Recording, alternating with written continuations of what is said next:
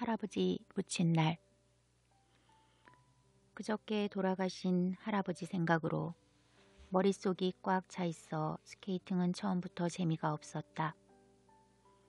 더구나 바람을 안고 낑낑 숨이 턱에 받치는 북쪽 코스에선 폼은 고사하고 발목의 중심 잡기도 힘들 지경이었다. 이럴 땐 여지없이 할아버지 얼굴이 빙그레 얼음판 위에 스치는가 하면 그날 아침 할아버지 방문을 열어 젖드렸을 때 눈에 띈 별나라 약국 약봉지가 어른거렸다. 삼촌은 그런 약봉지가 어디 있었느냐고 딱 잡아댔지만 난 아무래도 별나라 약국 약봉지를 본 것 같은데 말이다. 별나라 약국 약봉지라면 그 비밀을 아는 건 나뿐이다. 예, 이노야. 해레비 심부름 좀 할게요. 그 심부름을 시킬 적마다 할아버진 사방을 두리번거렸다. 느 아범이 알면 해레비가 야단만 맞아요. 쉬. 내가 일부러 손가락을 입에 대고 장난을 하면 할아버지도 덩달아 손가락을 입에 대며 쉬 했다. 사람이 기동을 해야 잠도 오는 법인데 이건 허구한 널 맥을 턱 놓고 있으니까 잠이 올 턱이 있냐. 이렇게 할아버지 얘기가 길어질 기세면 얼른 손을 내밀면 된다. 할아버지가 좋았다. 할아버지 심부름엔 언제나 팁이 있었기 때문이다. 수면제 10개라고?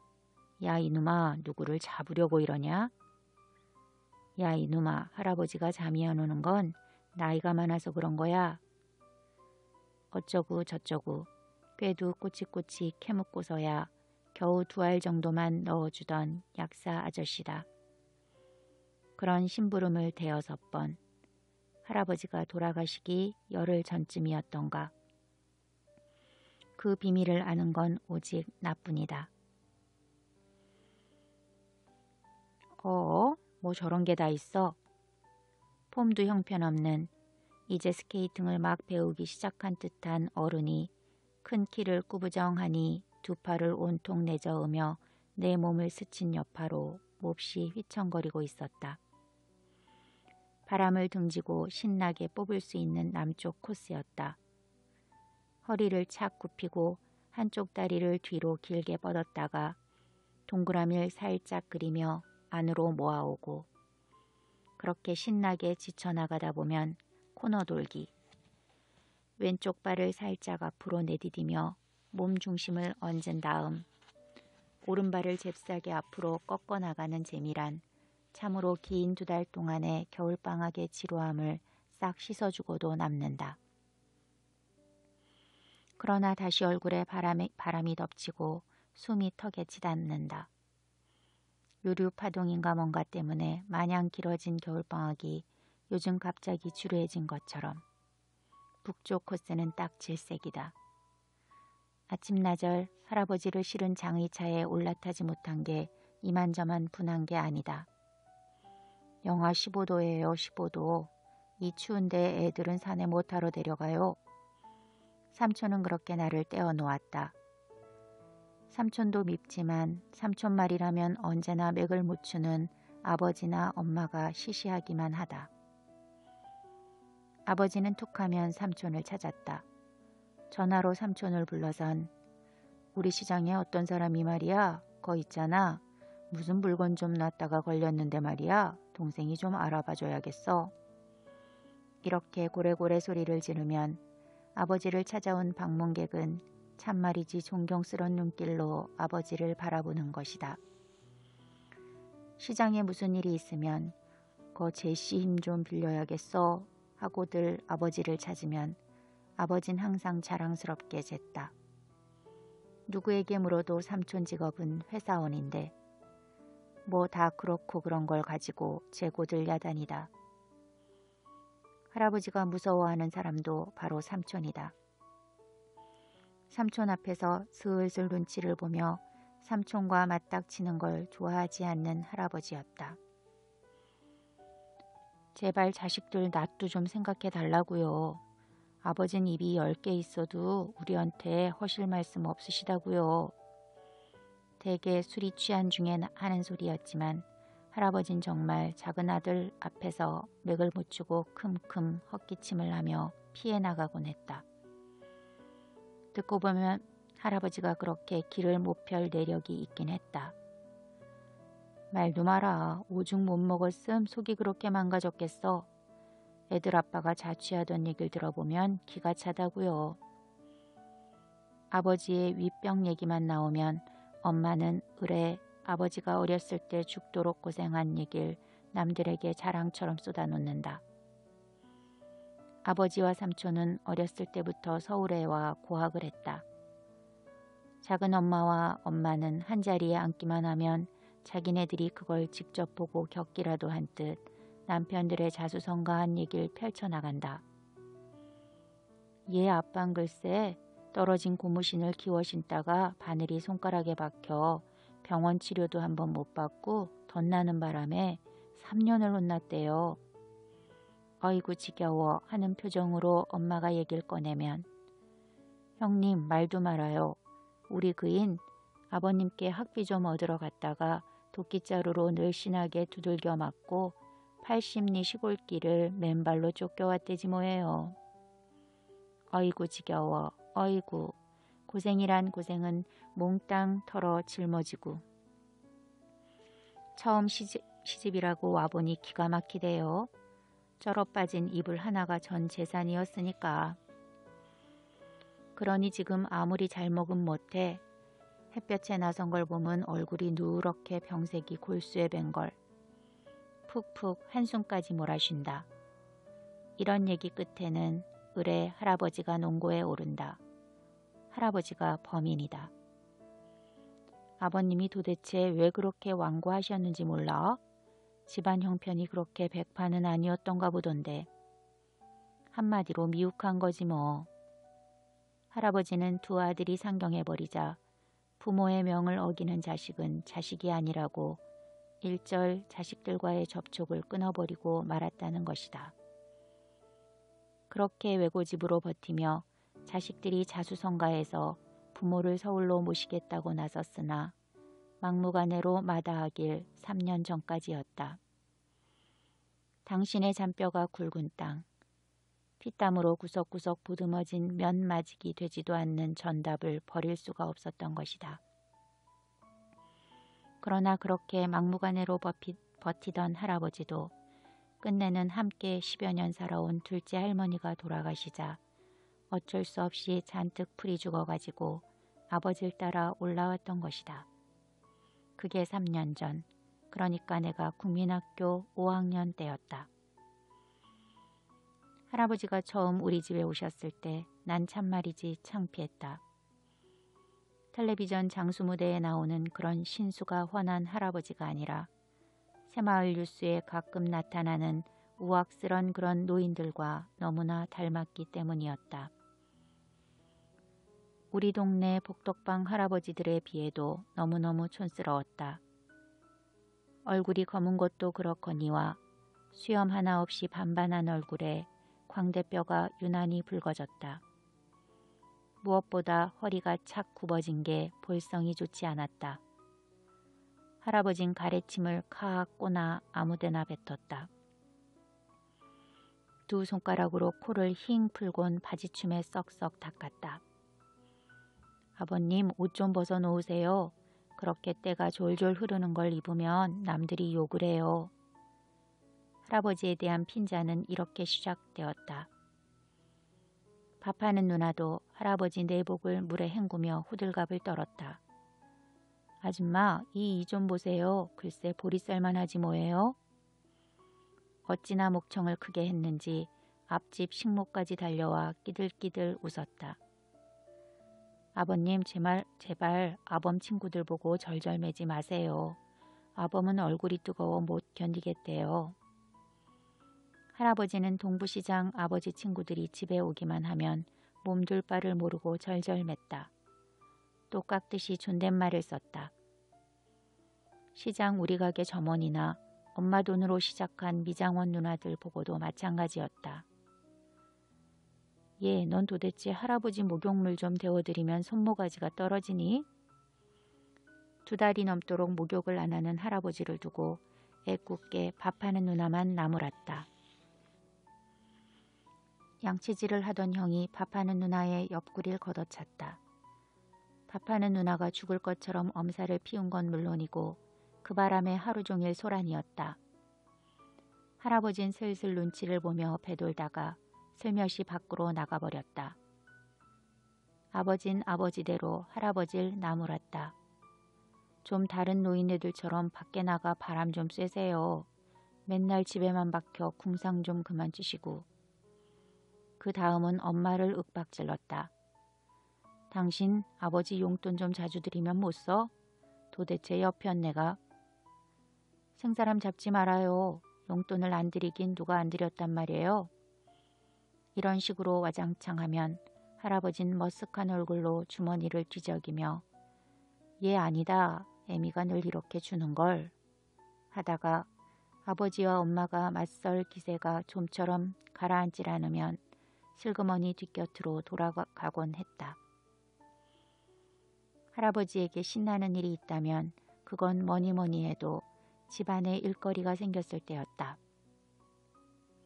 눈이 마당에 덮였다든가 연탄을 사들이다 마당에 연탄가루가 까맣게 앉았을 때 또는 쓰레기통을 치워가고 부스러기가 떨어져 있을 때 할아버진 꾸부정한 몸을 꾀도 제게 놀렸다. 지하실을 뜯어 고칠 때 할아버지는 새벽부터 들떠 있었다.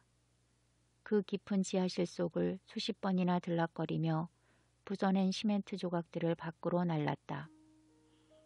일하는 아저씨들은 오히려 일에 방해가 된다고 투덜거렸지만 할아버진 하루 종일 일손을 놓지 않았다. 또 한 번은 우리 골목 하수구가 막혀 집집이 돈을 모아 사람을 사서 파헤칠 때였다.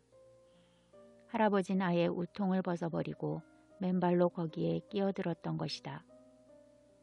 내가 학교에서 돌아왔을 땐 할아버지 몸은 온통 더러워져 있었다. 저녁에 밥하는 누나가 신나게 떠들어댔다. 아줌마, 글쎄요. 동네에서는 할아버지가 참 부지런하시대요. 역시 일하던 노인이 다르다고 야단들이에요. 엄마는 이 얘기를 듣고 펄쩍 뛰었다. 에이그 이 멍충아, 그게 뭐이 좋다고 야단이냐? 흉이야 흉, 이 멍충아. 하면서 텔레비전 스위치를 탁 꺼버리기까지 했다. 마침 할아버지도 드라마 어머니를 보고 있다가 된통 야단을 맞았다. 아범 낯이 있잖아요. 남들이 욕을 해요. 노인네를 일 시킨다고요. 아버진 벌떡 일어나 마루로 나가며 이 새끼야 공부는 안 하고 텔레비전만 보기냐? 공연히 나한테 신경질을 부렸다. 가장 재미있는 데서 드라마 어머니를 못 보게 된 밥하는 누나는 입을 삐쭉 머쓱하게 앉아있는 할아버지를 노려봤다. 다시 바람을 등지고 신나게 달릴 수 있는 남쪽 코스였다. 나는 한껏 폼을 잡다가 씩 웃었다. 할아버지가 처음 시골서 올라오던 해 겨울 스케이팅을 배웠던 것이다. 할아버지가 집에서 핀잔을 받는 것처럼 나는 형한테 욕을 먹었다. 꽝꽝 나가 자빠지는 나를 향해 야 이 새끼야 허리를 굽혀 더 하는가 하면 아직 제대로 몸 중심도 잡히기 전인데 야 임마 코너에서 피치를 올려야 해. 야 이 새끼야 더 꺾어 넣어. 자기만 한 바퀴 휙 돌고 와선 욕을 퍼댔다. 물론 그 덕분에 내 스케이팅 실력은 팍팍 늘었지만 말이다. 할아버진 처음 서울에 올라와 1년쯤은 꽤 빌빌 촌스러웠다. 툭하면 아버지와 엄마에게 당했다. 그러나 1년이 좀 넘고서부터 할아버진 아버지 말대로 밖에 나가 바람을 쐬기 시작했다. 처음엔 가까운 복덕방을 기웃거렸다. 그러나 그것은 곧 할아버지에게 실증을 가져다 주었다. 도둑놈 해도 내 그 영감쟁이들처럼 뻔뻔스런 도둑놈들은 처음 봤다. 할아버지 말에 의하면 세상 천지에 없을 도둑놈들이란 게 될 것은 아니었다. 좀 복잡하게 얽혀있는 땅이나 집을 찾아내선 싸움을 시켜 중간에 이득을 보려 하지 않나. 수돗물 한 방울 나오지 않는 집을 감쪽같이 속여 팔아주곤 이쪽 저쪽에서 몇만 원씩 받아 처먹다니. 거기다 허구한 날 팔자좋게 자빠져 자질 않나. 장기판을 두들겨대며 늙은 것들이 싸움질을 안 하나. 더한 건 다 늙은 것들이 새파란 계집들이 지나가는 걸 보고 희약가시를 하지 않나. 별별 흉측스런 소리를 짓거리고 앉았으니 할아버지에겐 모든 게 못마땅한 것뿐이었다. 그런 중에 할아버지의 나들이 폭이 점점 넓어져 갔다. 처음엔 차를 타지 않고 중랑교를 중심해서 망우리 넘어 홍릉, 태릉 쪽, 퇴계원, 답심리, 전농동, 이문동. 그러나 얼마 후 할아버진 버스가 반드시 일정한 노선을 왕래한다는 걸 나한테 설명 듣고서부터 신촌, 용산, 망원동, 드디어는 한강 건너 신림동이니 대방동, 안양까지 버스 종점이란 데는 모조리 다녀오곤 했다. 자연히 할아버지의 견문도 넓어져 저녁 때 집에 들어오면 하루 종일 보고 겪은 얘길 몹시 하고 싶어 했다. 인간도 육실하게 많더라. 거 다 무얼 먹고 살제? 예, 그 중냉교물이 어디 냇물이냐? 순똥물이더라. 서울 사람들이 그 중냉교물을 걸러 먹고 산다며? 물이 맑아야 인심도 편고 나라가 잘 되는 법이요. 그뿐 아니라 밖에서 보고 온 것 중 못마땅한 것이 있으면 당장 뜯어고치기라도 할 듯 할아버진 법석을 피웠다. 하다못해 밥하는 누나가 요강을 하수구에 버리려 하면 그걸 빼앗아 가지고 두리번거리다가 정말 버릴 장소가 없다는 걸 알고서야 혀를 끌끌 차며 요강을 내려놓았다. 또 할아버진 밖에 일 뿐이 아니라 근래에 와선 집안에 무슨 일이고 간에 하나도 빠뜨리지 않고 참견을 하며 속속들이 알고 싶어 했다. 도무지 궁금해서 못 견디겠다는 듯 혹은 이거 큰일 아니냐고 이방 저방으로 들락거리며 귀를 기울이는가 하면 기회를 보아 말참견을 하고 나섰다. 얼마 전 아버지가 어린이 대공원 근처에다 땅을 좀 사야겠다고 삼촌에게 전화를 걸어 그쪽 형편 좀 알아봐 달라는 얘기를 한 적이 있었다. 그래 거기 산다는 게 밭이냐 논이냐. 할아버지의 말에 엄마는 기찬 얼굴을 했다. 웬 밭은요. 골이 비었나요? 그런 걸 사게. 우리들이 쓰는 골이 비었다는 말을 엄마가 썼다. 참 웃겼다. 그럼 무슨 땅을 산다는 게요? 기어코 알아낼 심산인 모양이었다. 그저 그쪽 시세가 좋으니까 얼만큼 잡아놓을 모양이죠 뭐. 잡아놓다니 그럼 거기다 집을 진다든? 웬 집은요? 거기 땅값이 자꾸 뛰니까 이럴 때 잡아두면 내년쯤에 세 곱이나 남는데요. 세 곱? 아 그래 얼마나 산다는 게요? 몇 평이면 어떻고 그런 건 아버님이 아실 일이 아니에요. 엄마가 꽤 고분고분하다 싶었더니 웬걸 드디어 짜증이 터졌다. 결국 엄마가 나간 틈에 밥하는 누나를 붙잡고 늘어지는 할아버지였다. 80평이면 한 평에 6만 원씩이라 그러면 그게 모두 얼마요? 얼마긴요. 68에 48? 480만 원이지 뭐예요. 아 세상도. 지금은 돈이 가치가 없어서요. 땅이나 집을 사두어야 한대요. 밥하는 누나는 1년 후면 세 곱, 3년 후면 자기 일도 아닌데 신바람이 나 있었다. 사람이 그렇게 남의 걸 공으로 넘겨보다니 벌받을 일이지 암 벌받을 짓이지. 그 일로 할아버진 하루 종일 마음이 편치 않아 보였다. 어쩜 땅을 산다니까 할아버진 서울 근교에다 논이나 밭을 사는 줄 알았나 보았다. 그것은 정말 할아버지에게 신나는 일이 아닐 수 없는데 말이다. 할아버지를 더욱 어리둥절하게 만든 건 올 겨울방학이 무척 앞당겨진 것이었다. 내가 아무리 학교서 선생님들이 알려준 유류파동인가 뭔가 한 것을 설명해도 할아버진 고개를 내저었다. 핵교선상들이 그런 거요. 주덜이 놀고 싶으니까 그런 게 뻔하지. 지름이 없긴. 아범이 매일 들여보내는 석유는 어서 난 게요. 사실 요즘 아버지는 우리 집 석유 스토브에 넣을 석유를 떨어지지 않게 하기 위해 매일 석유를 사서 지하실에 저장을 했던 것이다. 또 엄마는 연탄값이 오른다고 삼촌한테 전화를 걸어 한 차 사달라고 부탁을 했다. 그리고 시장에서 화장지며 여러 가지 물건들을 들여놓기 시작했을 때였다. 무슨 일이여? 난리가 난다는가? 또 빨갱이들이 쳐들어온다니?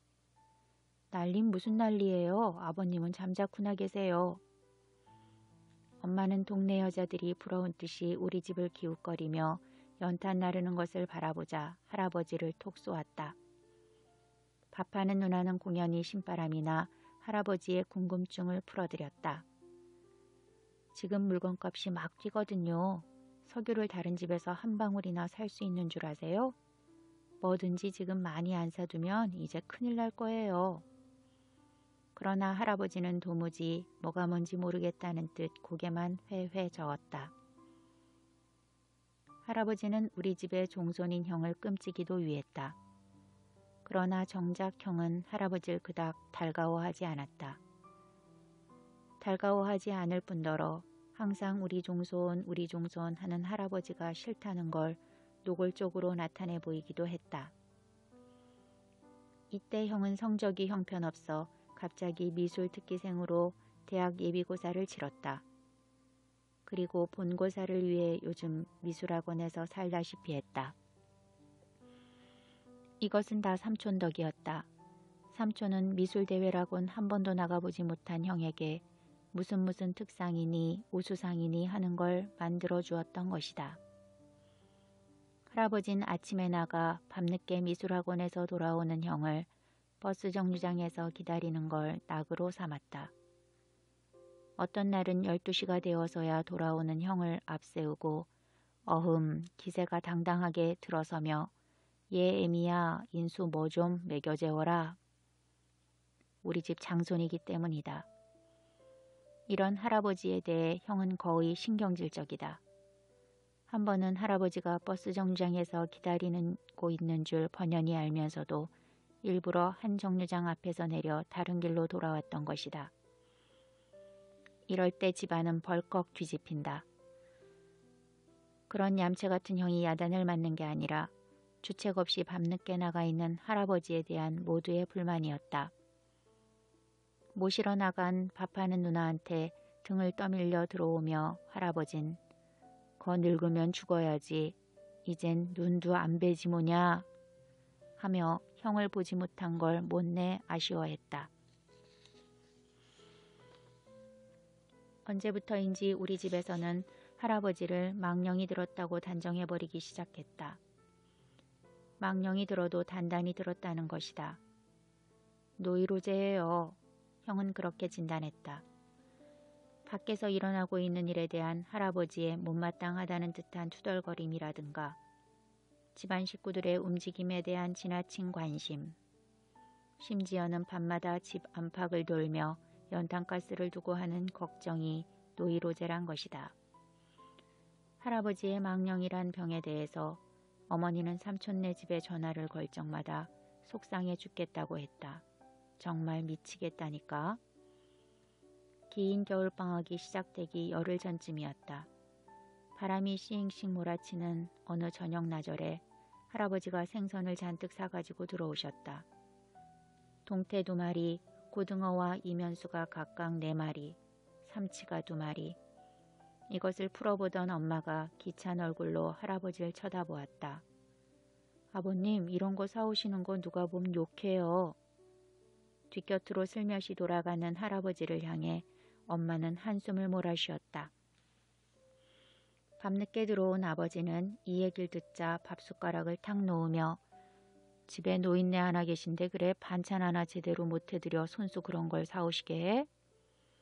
화가 난 아버지 말에 엄마는 기다렸다는 듯이 언성을 높여 맞섰다. 그래요 그래. 당신 아버지 당신이 좀 사다 잘 대접해 보구려. 에이그 지겨워. 이렇게 한바탕 떠들썩한 게 며칠 되지 않아 할아버지가 또 생선을 사들고 들어왔다. 이번에야 그냥 흐지부지 넘길 엄마가 아니었다. 아버님 도대체 이게 뭐예요? 잡숫고 싶으심 순이한테 말을 하심 되잖아요. 그런데 할아버지의 대답은 엉뚱했다. 아니다 얘 내가 먹고 싶어 그걸 샀겠냐? 아니 그럼 왜 사오셨단 말이에요? 거 외에 요 앞시장 입구 골목에다 생선을 놓고 파는 여자 있질 않냐? 내 그 여자가 하도 보기 딱해 좀 갈아준 거다. 아니 아버님이 뭘 갈아준단 말이에요. 무슨 돈으로요. 더욱이 그 옆편 낸 우리 시장을 손에만 나게 한다는 걸 아셔야 해요. 엄마는 언제나 동부시장을 우리 시장이라고 했다. 아버지가 시장조합 간부이기 때문이다. 그래 나도 아범한테 얘기를 좀 해야겠다고 늘 생각을 했다만 난 놀라지 않을 수 없었다.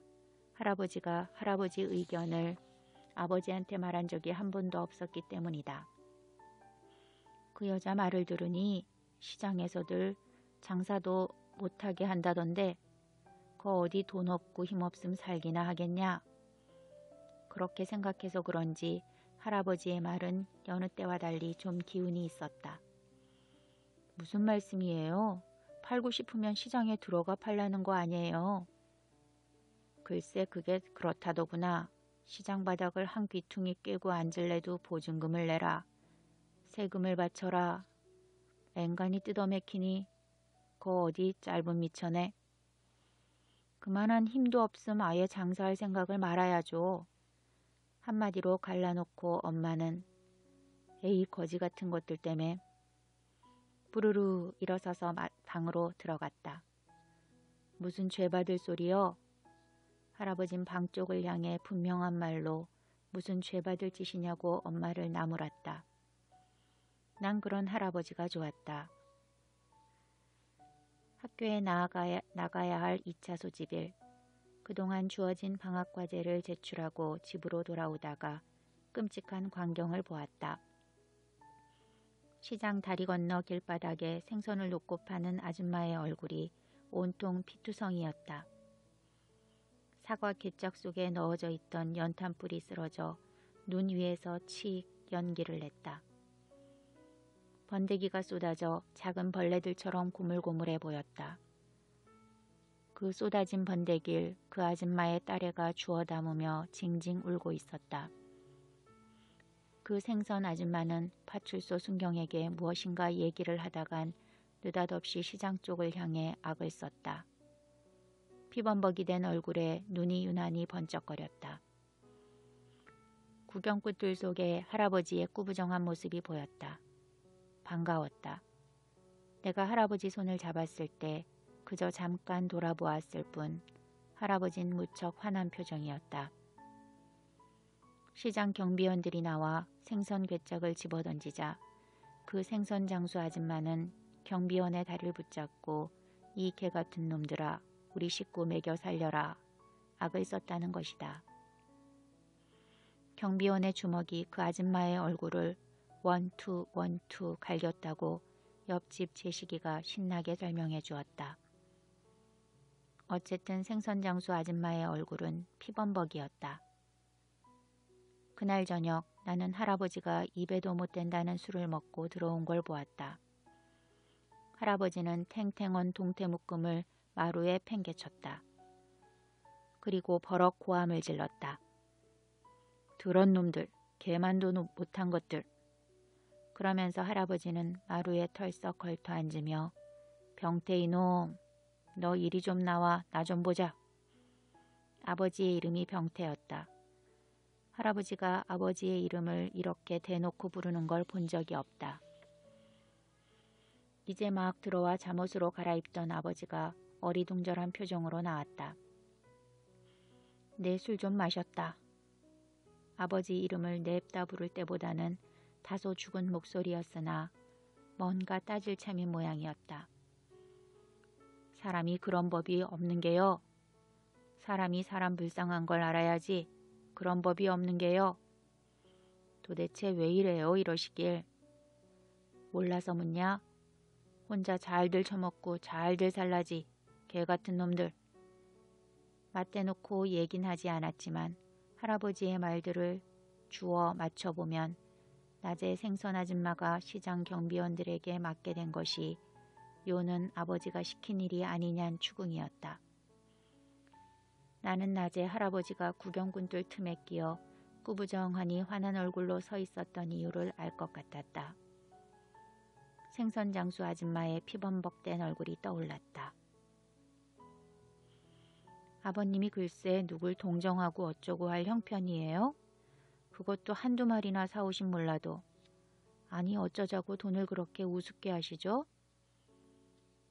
할아버지가 술을 하고 들어와 나를 놀라게 했던 다음 날 아버지 전화를 받고 달려온 삼촌 내외에게 엄마가 꼬치꼬치 일러바치고 있었다.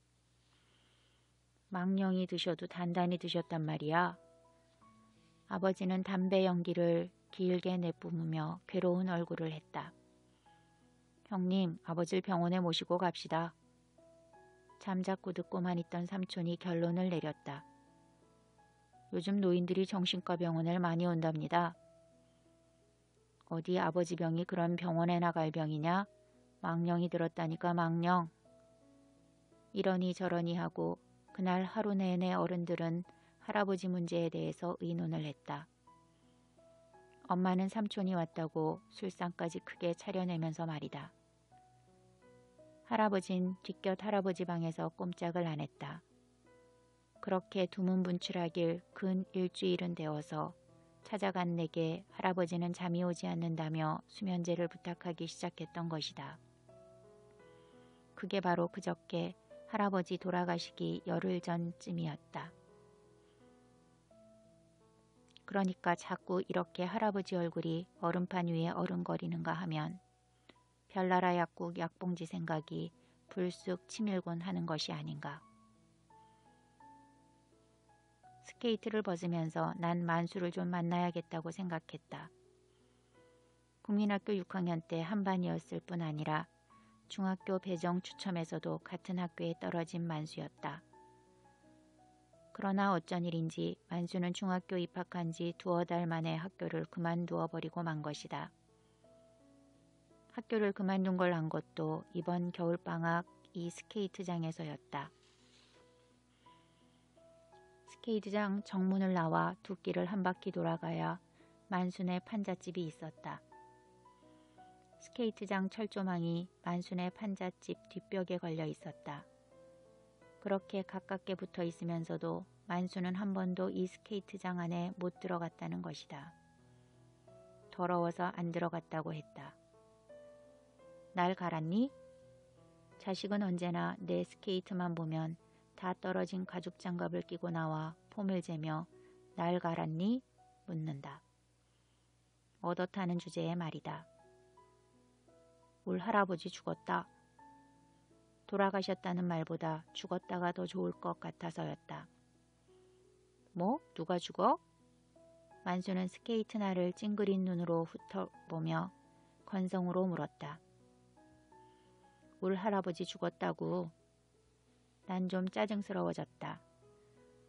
일부러 고개를 푹 꺾어 어른처럼 해보니까 만수는 영락없이 내 눈치를 살피다간 야, 너 할아버지가 죽었다고? 왜 죽었니? 난 일부러 못 들은 척 고개를 들지 않았다. 야 임마 왜 죽었니? 너 할아버지가 언제 죽었는데 그러니? 남의 스케이트를 가지고 폼을 쓰고 재다가 좀 미안한 모양이다. 왜 죽었느냐고 만수는 다그쳐 물었다. 그러나 나는 쉽게 대답해주지 않고 뜸을 들였다. 삼촌 말에 의하면 할아버지는 자는 듯이 곱게 돌아가셨다는 것이다.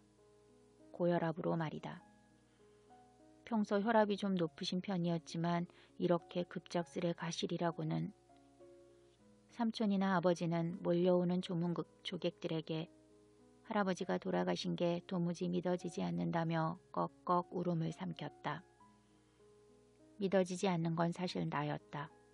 할아버지가 돌아가시다니. 그날 아침, 그러니까 할아버지가 돌아가신 그저께 아침, 뒷곁 할아버지 방에서 안채로 나온 삼촌은 나와 밥하는 누나를 불렀다. 너가 할아버지 방에 먼저 갔었냐? 밥하는 누나 보고였다. 글쎄요, 내가 밥상을 들고 들어갔더니 할아버지가 아직 주무시길래. 그래서 할아버지, 할아버지. 밥하는 누나는 삼촌 앞에서 엄벙덤벙 떨었다.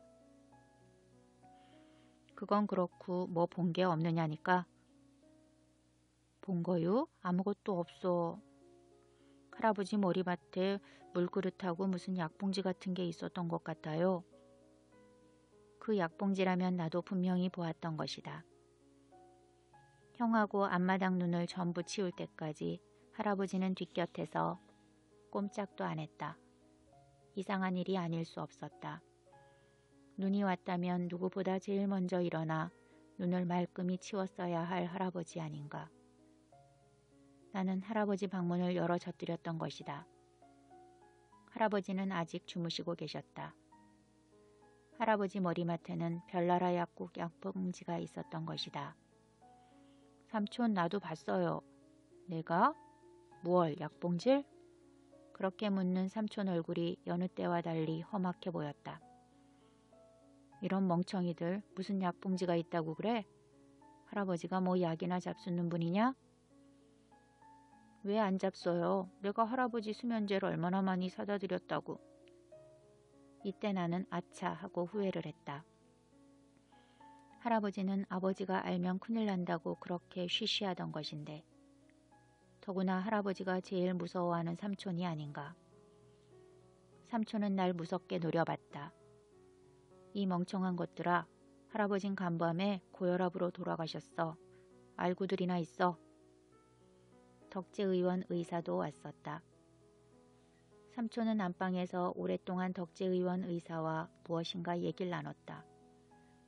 의사는 자꾸 뒤통수를 긁으며 뭔가 난처한 표정을 했고, 삼촌은 담배를 서너 개나 연거푸 피워댔다. 야 새끼야, 너 할아버지 왜 죽었느냐고. 만수는 열심히였다. 울 할아버지 고혈압으로 돌아가셨다. 이렇게 일러주고 싶지 않았다. 그건 만수를 너무 실망시킬 게 뻔했다. 나 자신도 그게 아직 실감이 나지 않으니까 말이다. 나도 모른다니까. 난 좀 퉁명스럽게 대답해 주었다. 야, 그럼 너 할아버지 죽은 거 신문에 뭐라고 났는데 그러니? 정말 그러고 보니 할아버지가 돌아가신 게 신문에 났다는 얘기를 들어보지 못했다.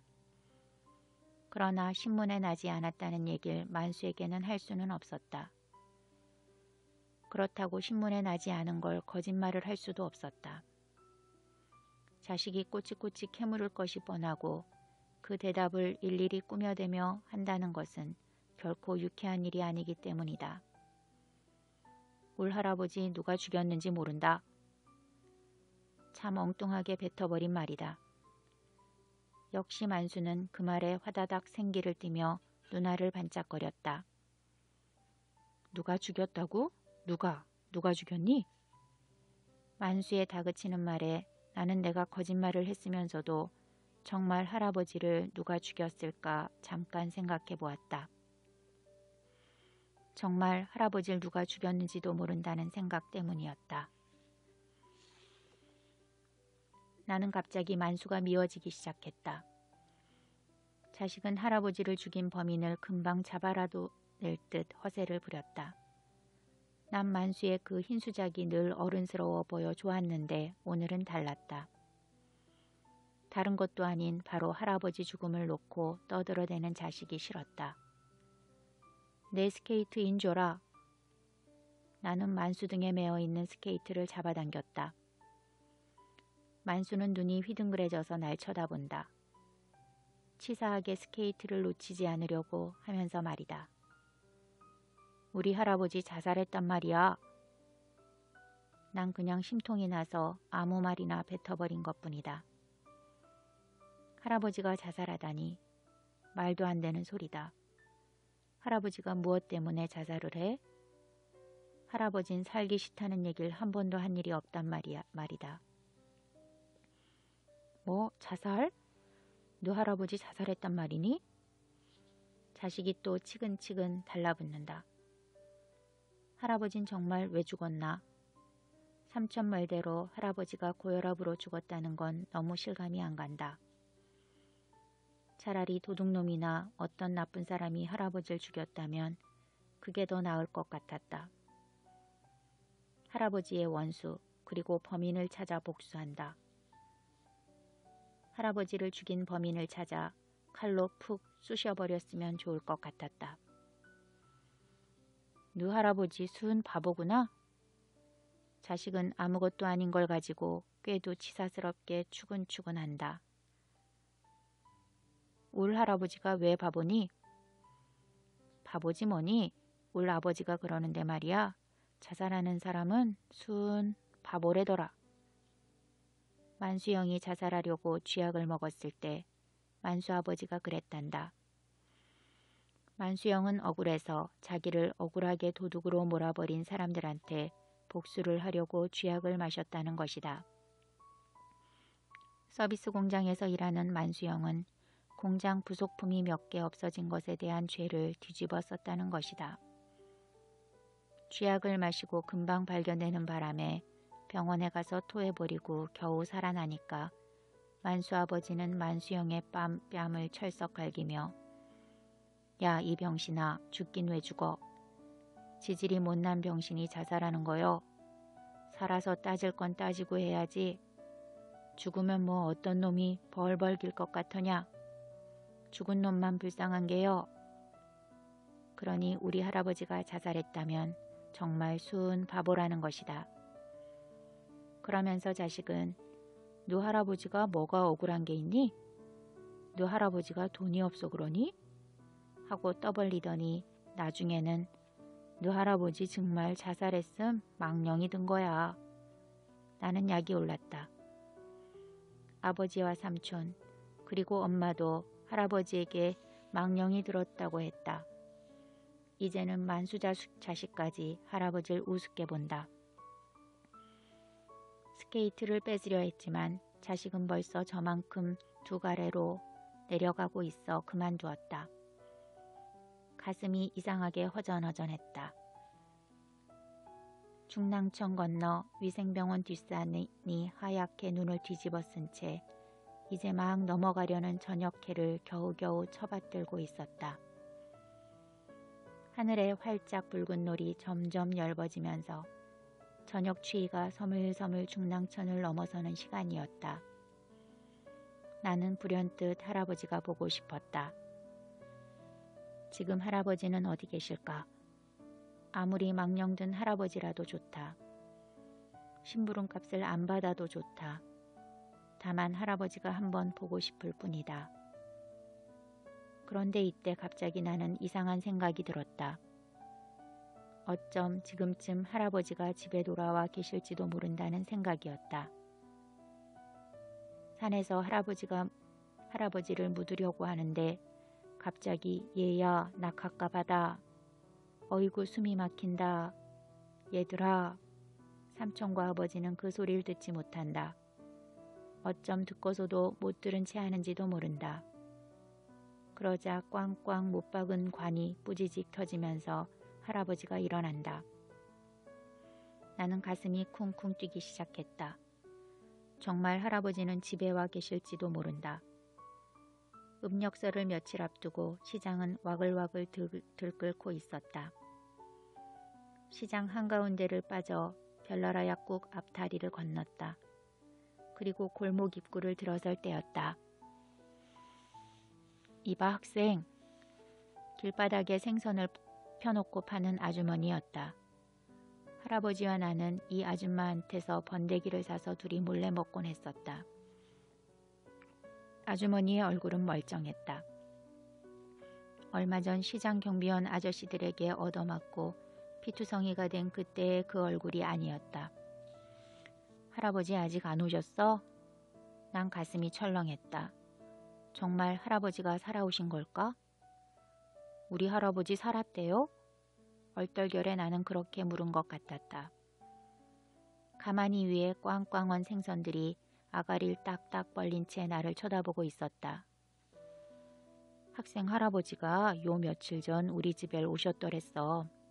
시골 좀 다녀와야겠다고 하시던데 아직 안 오신 모양이지? 그랬었구나.